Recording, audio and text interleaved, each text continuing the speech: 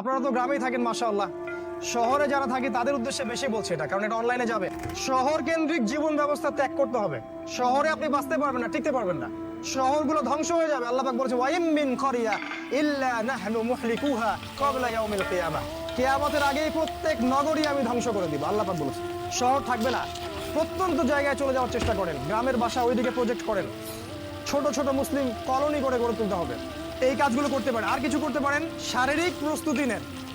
Physically যুবকদেরকে বলবো, physically প্রস্তুতি নেন, ব্যায়াম করেন, ভালো খাবার খান, নিয়মতান্ত্রিক জীবনযাপন করেন। এলোমেলো জীবনযাপন করবেন না।